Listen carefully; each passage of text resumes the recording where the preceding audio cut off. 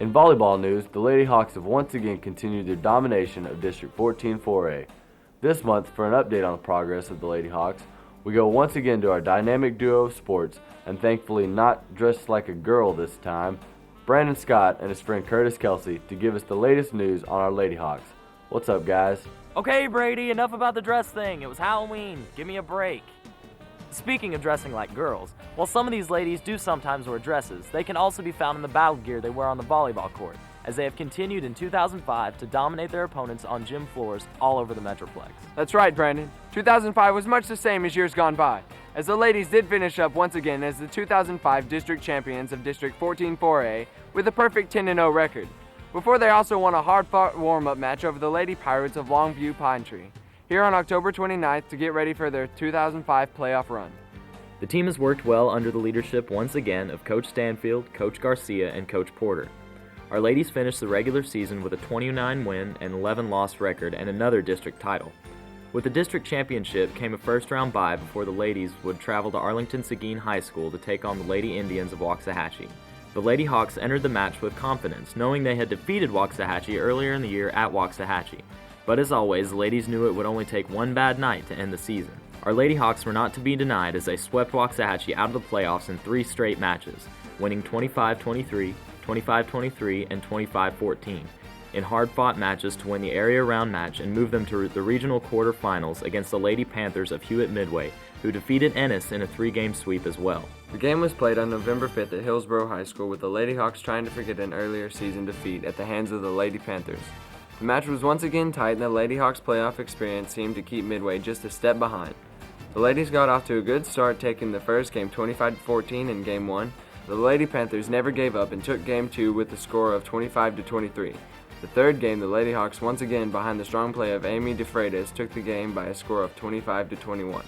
Lady Hawk fans were ready to celebrate, believing the Lady Hawks would close it out in Game 4, but had to hold their breath as Midway took Game 4 25-16. Again, an outstanding defense and a strong net play led the Lady Hawks to the 15-9 victory to take the match 3-2.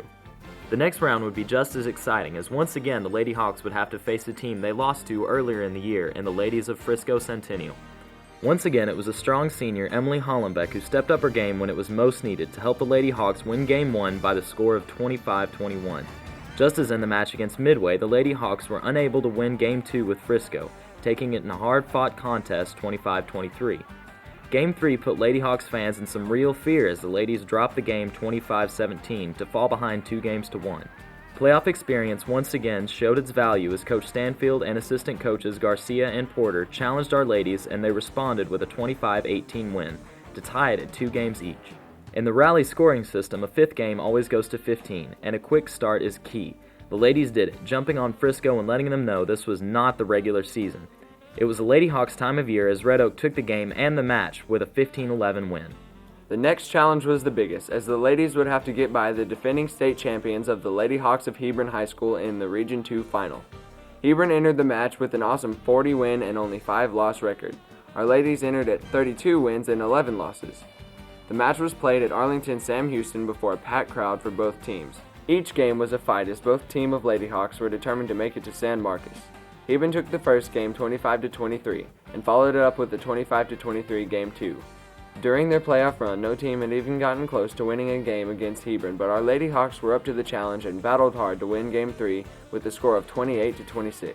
Hebron would end the match in Game 4 as they downed our ladies 25-19 to end another outstanding season for Red Oak.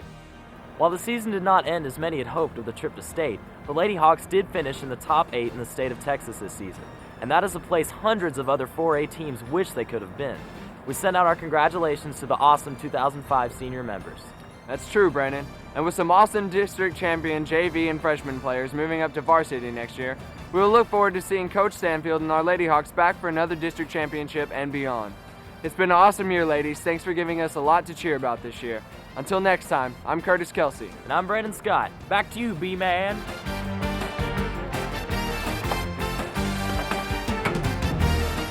Thanks, guys. We would like to congratulate all our teams on outstanding years and wish the basketball teams and other upcoming sports programs the best of luck in the weeks and months to come. Until next month when we start looking towards basketball, that'll do it from the Sports Center. Thanks to all those coaches and, of course, Miss Stanglin, who helps us out with the scores and information each month. I'm Brady Sapp.